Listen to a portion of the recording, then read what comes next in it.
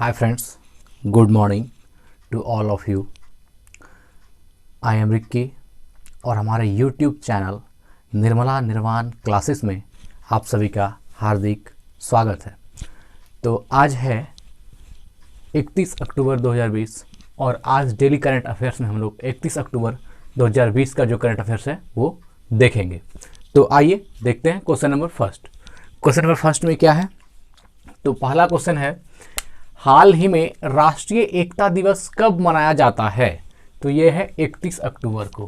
क्या कह रहा है? हाल ही में राष्ट्रीय एकता दिवस, मतलब आज ही के दिन राष्ट्रीय एकता दिवस कब मनाया जाता है। देखिए यहाँ पर कब मनाया गया नहीं देगा क्योंकि 31 अक्टूबर है।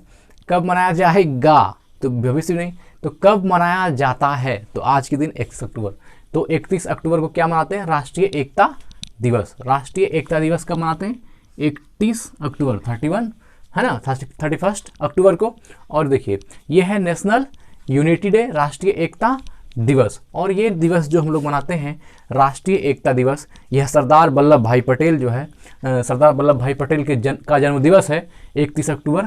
तो इनके जन्म दिवस के रूप में जो है हम लोग इसको मनाते हैं एकता दिवस के रूप में। और ये हमारे क्या थे? स्वतंत्र भारत के पहले गृह मंत्री भी रह चुके। कौन? तो सरदार वल्लभ भाई पटेल। तो उन्हीं के इसमें राष्ट्रीय एकता दिवस मनाया गया क्योंकि इन्होंने 500 से ज़्यादा देशी रियासतों को एक में मिलाने का काम किया था, यूनिटी में लाने का काम किया था। इसलिए जो है एकता दिवस हम लोग इसके जन्मदिन को मनाते हैं। तो सरदार पटेल के जन्म दिवस को हम मनाते हैं राष्ट्रीय एकता दिवस के रूप में। ये भारत के पहले क्या थे? गृह मंत्री थे। 31 अक्टूबर 2018 को गुजरात के नर्मदापुरम के केवड़िया कॉलोनी में, गुजरात के नर्मदापुरम के केवड़िया कॉलोनी में। कब? 31 अक्टूबर 2018 को। देखिए ये जो है 31 अक्टूबर 2018 को गुजरात का जो नर्मदापुरम है वहाँ के केवड़िया कॉलोनी में ये इनकी मूर्ति जो बनाई गई थी, किनकी? सरदार वल्लभ भाई पटेल की मूर्ति बनाई गई है। 182 मीटर ऊंची प्रतिमा बनाई गई है। तो ये 31 अक्टूबर 2018 को बनाई गई थी। इसको क्या नाम दिया गया है? Statue of unity. Statue of unity मतलब एकता की मूर्ति, उनको नाम दिया गया है। तो इस सरदार पटेल की प्रतिमा को अब देखिए जब प्रतिमा बनाया गया तो उस प्रतिमा का डिजाइन किसने किया? ये सब क्वेश्चन आता है। तो राम वी सुतार, ये जो राम वी सुतार जी हैं, इन्होंने जो है इस मूर्ति का डिजाइन तैयार किया स्टैच्यू ऑफ यूनिटी का, जो कि गुजरात के नर्मदापुरम के कौन से मोहल्ले में? तो ये केवड़िया कॉलोनी में बनाया गया है। ठीक है, तो इसका ये डिजाइन किसने किया था? रामवी सुतार ने। और भी इसके बारे में जानते हैं। देखिए बारदोली में जब 1928 की घटना हुई थी 1928 में, तो बारदोली की महिलाओं ने 1988 में वल्लभ भाई पटेल को सरदार की उपाधि दी थी, लौह पुरुष भी कहा था। तो सरदार वल्लभ भाई पटेल को 1988 में बारदोली की महिलाओं ने कौन सा उपाधि दिया था? सरदार की उपाधि दिया था। तो ये था क्वेश्चन नंबर 1 राष्ट्रीय एकता दिवस से रिलेटेड जो चीज़ें, कुछ फैक्ट थे जो हम लोगों ने देखा सरदार वल्लभ भाई पटेल से रिलेटेड। अब आते हैं क्वेश्चन नंबर 2 पर। क्वेश्चन नंबर 2 में देखिए तो क्या है, हाल ही में किस राज्य के मुख्यमंत्री ने, हाँ क्या पूछ रहा है, हाल ही में किस राज्य के मुख्यमंत्री ने सुमंगल, क्या नाम दिया? सुमंगल, कितना अच्छा लफ्ज है देखिए तो, सुमंगल और छात्र छात्रवृत्ति वेब पोर्टल, छात्र छात्रवृत्ति वेब पोर्टल लॉन्च किया है। तो ये क्या है? उड़ीसा सरकार ने। किसने किया है? उड़ीसा राज्य ने किया है। ठीक है ना। हाल ही में किस राज्य के मुख्यमंत्री ने, उड़ीसा का मुख्यमंत्री कौन है? नवीन पटनायक जी हैं। तो हाल ही में किस राज्य के मुख्यमंत्री ने सुमंगल और छात्र छात्रवृत्ति वेब पोर्टल लॉन्च किया है? तो ये किया गया है उड़ीसा में। अब देखिए सुमंगल और छात्र छात्रवृत्ति क्या है। तो देखिए सुमंगल जो है, पहले छात्र छात्रवृत्ति जान लेते हैं। छात्र छात्रवृत्ति जो है ये छात्रों को मतलब पढ़ने हेतु, सुविधा हेतु ये छात्रवृत्ति दी जाएगी। ये छात्र छात्रवृत्ति वेब पोर्टल लॉन्च किया उड़ीसा में। और सुमंगल जो है ये अंतर्राष्ट्रीय विवाह को प्रोत्साहन देने के लिए स्टेट के युवाओं में जो है अंतर्राष्ट्रीय विवाह के प्रति जो है प्रोत्साहित करने के लिए, उसके प्रति मतलब लोगों को आकर्षित करने के लिए जो है सुमंगल योजना शुरू किया गया है। तो अभी इसके सुमंगल से रिलेटेड और भी एक क्वेश्चन है, आपको आगे मिल जाएगा इसमें। तो वही है, वही सुमंगल योजना यहाँ ये भी उड़ीसा में किया गया। और छात्र छात्रवृत्ति वेब पोर्टल भी लॉन्च किया गया, कहाँ पर, उड़ीसा में। उड़ीसा के मुख्यमंत्री कौन है, नवीन पटनायक जी हैं। और उड़ीसा के गवर्नर कौन है, तो यहाँ के गवर्नर गणेशी लाल हैं। ठीक, और देखिए ये शुरू किया गया है उड़ीसा के मुख्यमंत्री नवीन पटनायक द्वारा छात्रों को छात्रवृत्ति प्रदान करने में मदद करने के लिए यह पोर्टल लॉन्च किया गया है। और ठीक है, और इसकी उड़ीसा की राजधानी कहाँ है, तो भुवनेश्वर, जानते ही हैं आप लोग, भुवनेश्वर। ठीक, और सीएम तो जान ही रहे हैं, गवर्नर जान ही रहे हैं। चलिए ठीक है, क्वेश्चन नंबर 2 हो गया। आते हैं क्वेश्चन नंबर 3 पर। क्वेश्चन नंबर 3 में क्या है, हाल ही में किसे बोस्टन के 2020 भारत अंतर्राष्ट्रीय फिल्म समारोह, है ना, इंडियन इंटरनेशनल फिल्म समारोह में लाइफ टाइम अचीवमेंट पुरस्कार, देखिए ये है लाइफ टाइम अचीवमेंट पुरस्कार से सम्मानित किया गया। तो ये किया गया है ओमपुरी साहब को। ओमपुरी साहब को किसके लिए, शायद हाँ ओमपुरी के बारे में मालूम होगा, इनका निधन 2017 में हो गया, किनका, ओमपुरी जी का।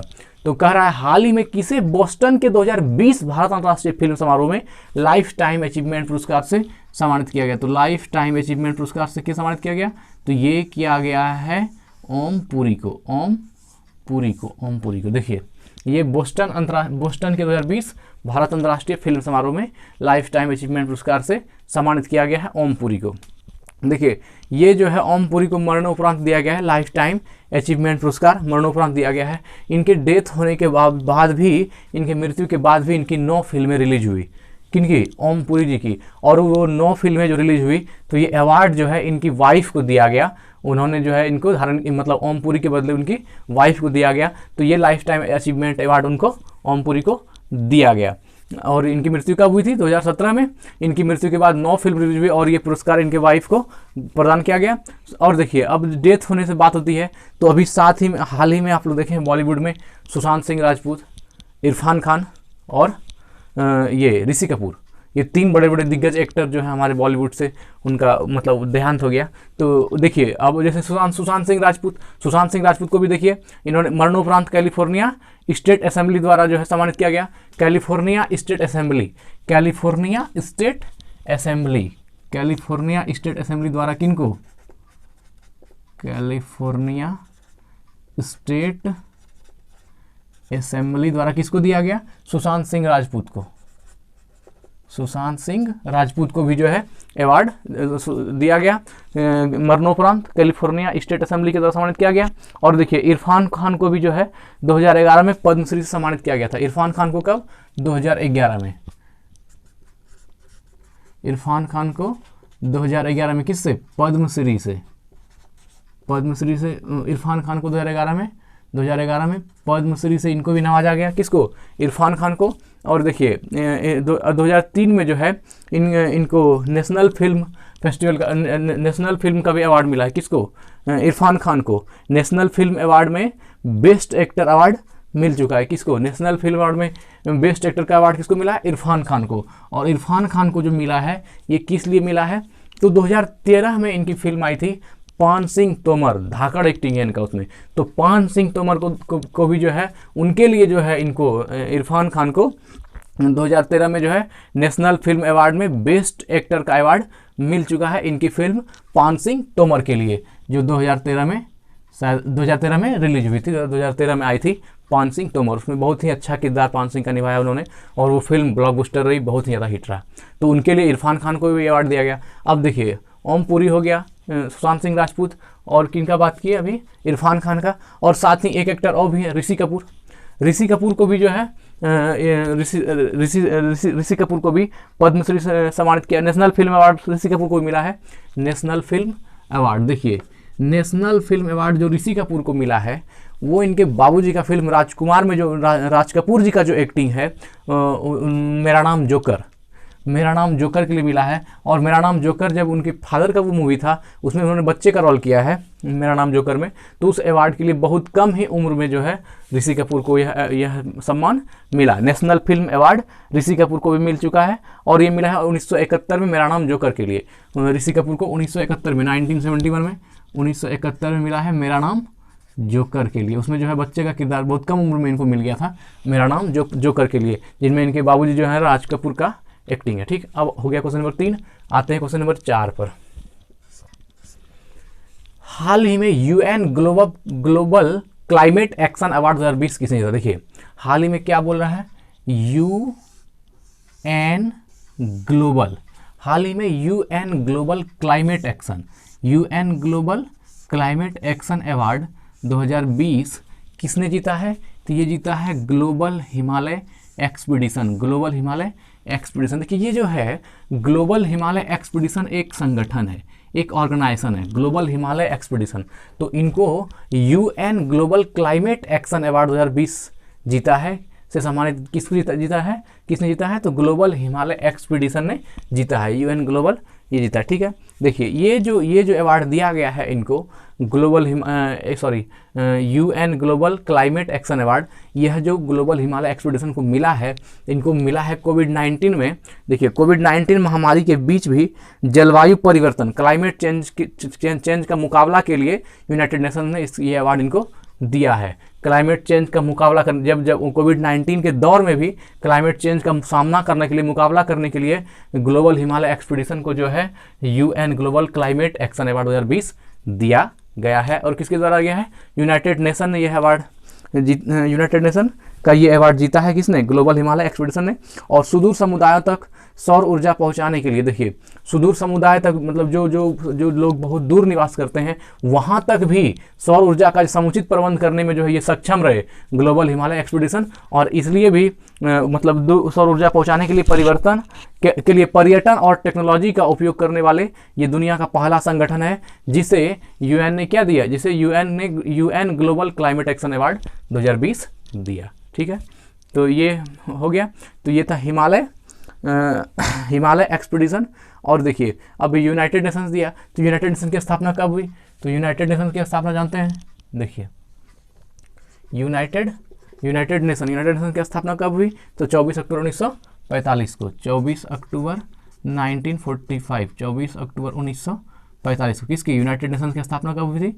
24 अक्टूबर 1945 को। और देखिए इसका हेड क्वार्टर कहाँ है, किसका? यूएन का। इसका हेड क्वार्टर कहाँ है? तो इसका हेड क्वार्टर है न्यूयॉर्क में, न्यूयॉर्क। हम इस पर बात कर रहे हैं, हम बात कर रहे हैं यूएन का, यूनाइटेड नेशंस का। तो इसका हेड क्वार्टर न्यूयॉर्क में है। और डायरेक्टर जनरल कौन है? Antonio Guterres. ये कौन है? डायरेक्टर जनरल है। डायरेक्टर जनरल कौन है इसका? यूएन का। तो यह है एंटोनियो गुटेरस। कौन है? Antonio Guterres. अच्छा ठीक है, अब पूछ सकता है एंटोनियो गुटेरस कहाँ के हैं? तो ये पुर्तगाल के हैं। मतलब कि यूएन के, यूनाइटेड नेशंस के जो डायरेक्टर जनरल हैं एंटोनियो गुटेरस, वो कहाँ के हैं? पुर्तगाल के हैं। ठीक, और देखिए अब कहेगा इसमें मेंबर ऑफ कंट्री कितना है यूएन में, यूनाइटेड नेशन में कितना कंट्री मेंबर है? तो इसका 193 कंट्री मेंबर है। कितना है? 193। और इसमें जो 193 नंबर पर है वो कौन है? तो साउथ सूडान है सबसे लास्ट में। कौन है? साउथ सूडान, जो 113वां मेंबर है यूएन का, यूनाइटेड नेशंस का। ठीक, तो ये था यूनाइटेड नेशन से भी जुड़ी कुछ बातें। अब क्वेश्चन नंबर 4 हो गया। आते हैं क्वेश्चन नंबर 5 पर। देखिए क्वेश्चन नंबर 5 में क्या है? हाल ही में नए सूचना आयुक्त कौन बने हैं? हाल ही में नए किसके बारे में कह रहा है? सूचना आयुक्त के बारे में, है ना। हाल ही में नए सूचना आयुक्त कौन बने हैं? तो ये बन गए हैं यशवर्धन कुमार सिन्हा। कौन बने हैं? यशवर्धन कुमार सिन्हा। ये क्या है? नए सूचना आयुक्त। क्या बने हैं? नए सूचना, यहीं पर याद कर लीजिए। हाल ही में नए सूचना आयुक्त कौन बने हैं? तो यशवर्धन कुमार सिन्हा। यशवर्धन कुमार सिन्हा जो है नए सूचना आयुक्त बने हैं। इसके पहले जो पूर्व सूचना आयुक्त थे वो कौन थे? बिमल जुल्का जी। कौन थे? बिमल जुल्का। इनके पहले जो थे बिमल जुल्का जी थे। तो इनके यशवर्धन कुमार सिन्हा के पहले बिमल जुल्का जी थे। तो इनके बाद कौन बने हैं अभी? यशवर्धन कुमार सिन्हा। और इनके ये बिमल जुल्का जी जो हैं ये रिटायर हो गए, बिमल जुल्का जी। तो इनके रिटायर होने के बाद यशवर्धन कुमार सिन्हा जो अभी हमारे सूचना आयुक्त हैं हाल में, नए सूचना आयुक्त यशवर्धन कुमार सिन्हा। आते हैं क्वेश्चन नंबर 6 पर। देखिए तो क्या है? हाल ही में किस राज्य सरकार ने बिना परमिट के, है ना, बिना परमिट के, बिना लाइसेंस के राज्य में शराब ले जाने पर प्रतिबंध लगाया है ना। तो ये लगाया है आंध्र प्रदेश ने। किसने लगाया है?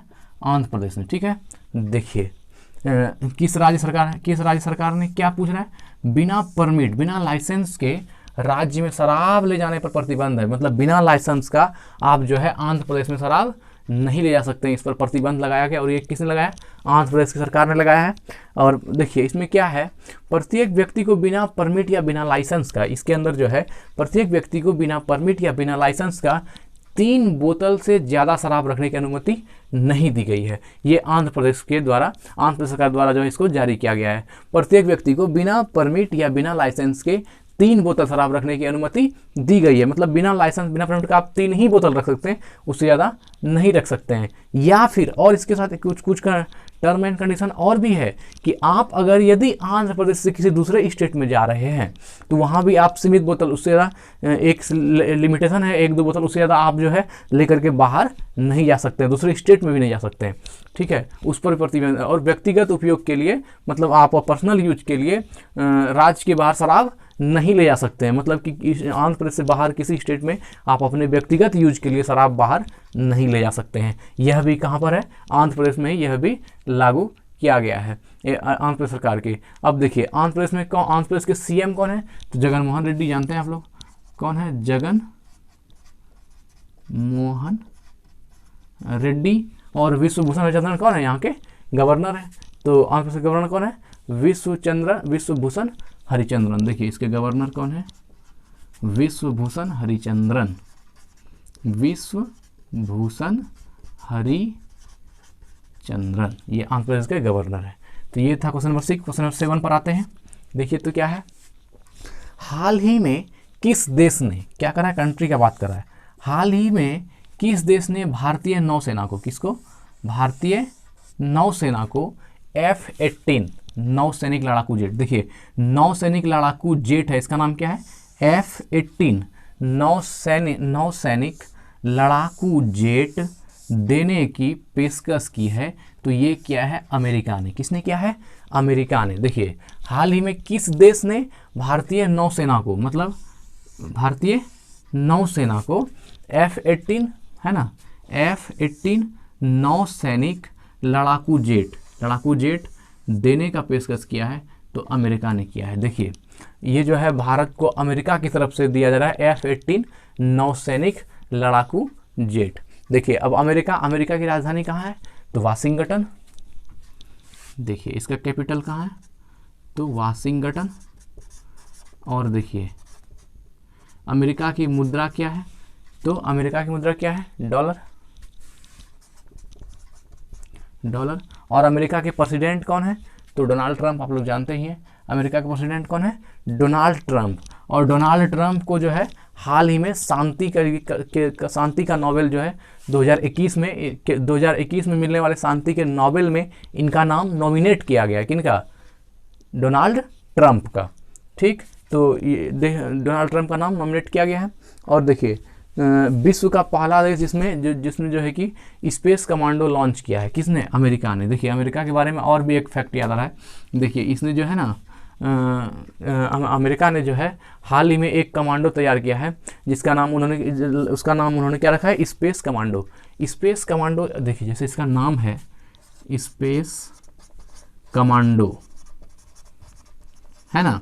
जैसे नौसेना होता है, जैसे थल सेना होता है, जल सेना होता है, वायु सेना होता है, आर्मीज होती है, उसी तरह यह जो है स्पेस कमांडो ये लॉन्च किया है। किसने? अमेरिका ने। स्पेस कमांडो वर्ल्ड में सबसे पहले जो है स्पेस कमांडो की बात करने वाला, स्पेस कमांडो को जन्म बनाने वाला ये देश कौन है? अमेरिका। मतलब स्पेस कमांडो तैयार किया है इसने अपना। जैसे हम लोगों के यहाँ थल सेना, जल सेना, वायु सेना होता है, उस तरह इसका स्पेस सेना है, स्पेस कमांडो बोलते हैं उसको। तो वह किसने जारी किया है? अमेरिका ने लागू किया, नया लॉन्च किया है स्पेस कमांडो। ठीक, और देखिए जिस प्रकार ये नई दुनिया, एक देखिए नई दुनिया का महादेश किसको, नई दुनिया का देश किसको कहते हैं? उत्तरी अमेरिका को। नई दुनिया किस महादेश को कहते हैं? उत्तरी अमेरिका को।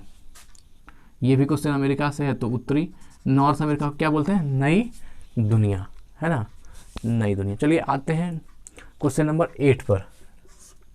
8 में क्या है, हाल ही में किस राज्य के पूर्व मुख्यमंत्री, क्या आ रहा है, हाल ही में किस राज्य के पूर्व मुख्यमंत्री और हाल ही में किस राज्य के पूर्व मुख्यमंत्री और राज्य के दिग्गज नेता केशुभाई पटेल, क्या नाम है, केशुभाई पटेल का निधन हो गया।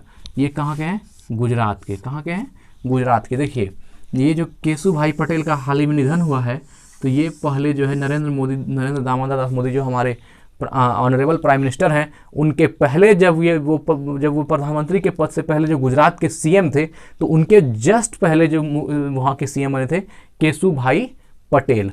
तो ये केशुभाई पटेल, इनका निधन हो गया, ये गुजरात के। देखते हैं क्या यूज किया है, राज्य के दिग्गज नेता केशुभाई पटेल का निधन हो गया, ये गुजरात से हैं। और देखिए इनका जो है 92 वर्ष की आयु में निधन हो चुका है। ये गुजरात के 2 बार मुख्यमंत्री रहे, एक बार ये रहे हैं 1995 में और एक बार 1995 में और 1998 में, 1998 में 2 बार ये मुख्यमंत्री बन चुके हैं केशुभाई पटेल, ठीक। और 2001 में इन्होंने अपने पद से क्या कर दिया, इस्तीफा दे दिया। 2001 में जब इन्होंने इस्तीफा दिया था, तो इसी के बाद जो है नरेंद्र मोदी जो हमारे प्रधानमंत्री हैं, वो गुजरात के मुख्यमंत्री बने थे। कब, 2001 में। और 2001 से लेकर के 2014 तक जो है गुजरात के मुख्यमंत्री बने रहे, कौन, नरेंद्र मोदी जी। 2001 से 2014 तक जो भारतीय जनता पार्टी से हैं, तो ये 2001 से 2014 तक। और ये 2 बार जीते थे, 1995 और 98 में, ठीक। और 2001 में इन्होंने क्या किया, इस्तीफा दे दिया था, किसने, केशुभाई पटेल ने। और 94 वर्ष की आयु में इनकी मृत्यु हो गई है, ठीक। चलिए अब आते हैं क्वेश्चन नंबर 9 पर।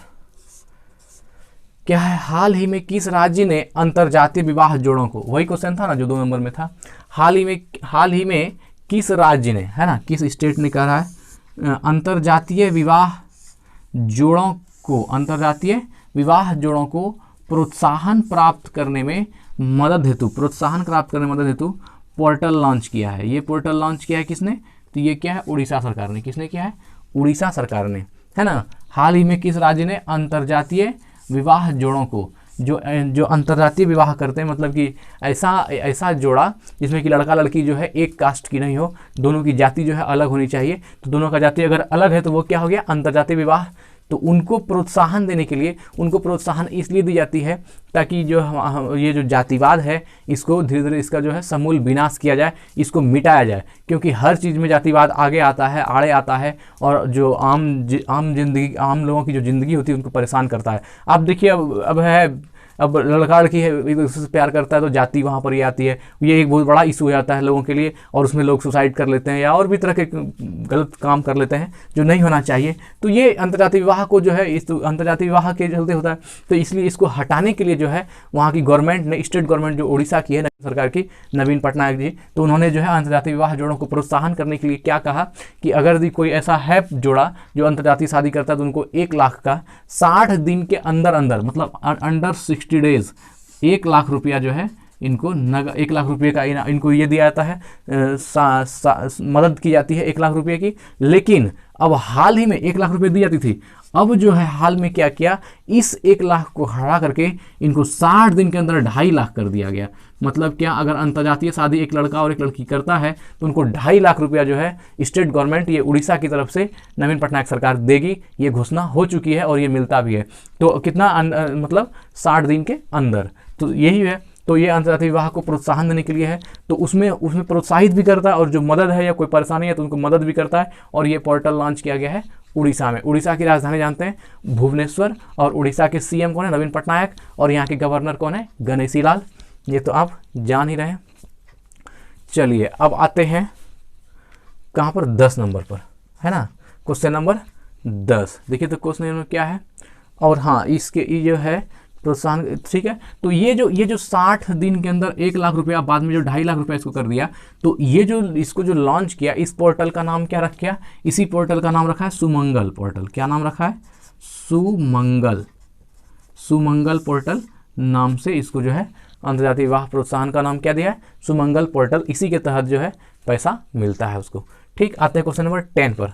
10 में देखिए तो क्या है, हाल ही में 14वें एशियाई फिल्म पुरस्कार, हाल ही में 14वें एशियाई फिल्म पुरस्कार, किसमें, एशियाई फिल्म पुरस्कार 2020 में, 14वें एशियाई फिल्म पुरस्कार 2020 में किस भारतीय फिल्म को, किस इंडियन फिल्म को जो है पुरस्कार मिला है? तो ये है गली बॉय। किसको मिला है? गली बॉय, जो रणवीर सिंह का ये मूवी है, रणवीर सिंह एक्टर है इसमें। तो गली बॉय के लिए जो है इनको बहुत ज़्यादा अवार्ड, गली बॉय मूवी को बहुत ज़्यादा अवार्ड मिला है। अब गली बॉय देखिए, गली बॉय किसका है, डायरेक्टर कौन है इसका? जोया अख्तर। गली बॉय का डायरेक्टर कौन है?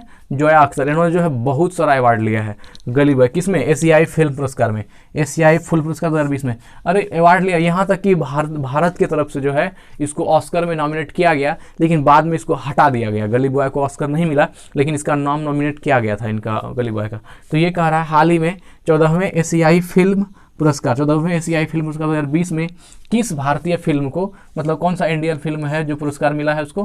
तो ये मिला है गली बॉय को। किसको मिला है? गली बॉय को। और देखिए गली बॉय के बारे में अब जो कुछ है, ये डायरेक्टर कौन है? जोया अख्तर। हाल ही में 65वां फिल्म फेयर अवार्ड आयोजित किया गया था असम के गुवाहाटी में। 65वां फिल्म फेस्टिवल अवार्ड जो है, फिल्म अवार्ड जो है कहाँ स्टार्ट किया गया था?